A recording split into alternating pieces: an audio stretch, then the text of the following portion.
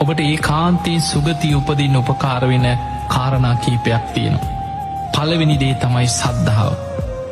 ඔබ නිතර බුදුගුණ සිහි කරනවන, ඔබ නිතර ධර්මී ගුණ සිහි කරනවන, ඔබ නිතර ආරි මහා ශ්‍රාවකයන්ව සංඝයාව ගුණ වශයෙන් සිහි කරනවන, ඔබේ හිතේ තුනුරුවන් ගැන අප්‍රමාණ සද්ධාවක් උපදිනවා. එහෙම සද්ධාව ඉන්ද්‍රයක් හැටියට, බලධර්මයක් හැටියට, සීක බලයක් හැටියට දියුණු කරගත්ත කෙනා, ඒ කෙනා කවදා කොතන කොයි මොහොතේ මැරුණත් ඒ සද්ධාවම බලවත් වෙලා ඔහු මරණින් මත්තේ සුගතිගාමී වෙනවා. පින්වතුනි, දවසක් දෙවිවරු පිරිසක් දිව්‍ය ලෝකේ සතුටු වෙමින් ප්‍රීති ഘോഷා කරනවා. දෙවිවරු බුදු කෙනෙක් පහළ වෙනකොට බුදුන් සරණ යන අය නිසා දිව්‍ය පිරිස වැඩි වෙනවා කියලා දෙවියන් ප්‍රීති ഘോഷා කරනවා. ඒකට හේතුව බුද්ධ ශූන්‍ය කාලවල ලෝකේ බලවත්ම දේ තමයි නියත මිත්‍යා දෘෂ්ටිය. පින්පව් කියලා දෙයක් නෑ. ඕනේ අකුසලයක් කරපල්ලා. ඔය විපාක නෑ. කර්මඵල කියලා දෙයක් නෑ. ඔය වගේ අදහසක් ලෝකෙ මිත්‍යා දෘෂ්ටිය හැටියට පැතිරෙනවා. ඒ මිත්‍යා දෘෂ්ටිය පිහිටන කාලේ, බලවත් වෙන කාලේ ලෝකෙ බොහෝ පිරිස අකුසල් වලට ලැජ්ජාව බය නැති වෙනවා. ඒ නිසා බොහෝ අකුසල් කරලා, පව්කම් කරලා, මිත්‍යා දෘෂ්ටියේ යුතුව කටයුතු කරලා බොහෝ පිරිස මරණින් මත්තේ අපාගාමී වෙනවා.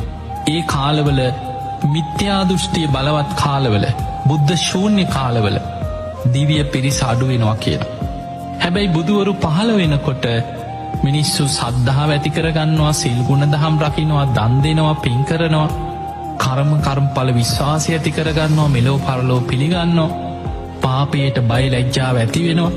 ඒ තුල බොහෝ පිරිස මරණින් මත්තේ සුගතිගාමී වෙනවා. ගාථාවකින් කියනවා යේකේචි බුද්ධං සරණං ගතාසේ. ස්වාමීනී, භාග්‍යවතුන් වහන්සේ යමෙක් බුදුන් සරණ ගියොත් අවබෝධේ නතිය ගමිස්සන්ති අපාය, ඒ අය නම් අපායවල වලට වැටෙන්නේ නැහැ කිව්වා.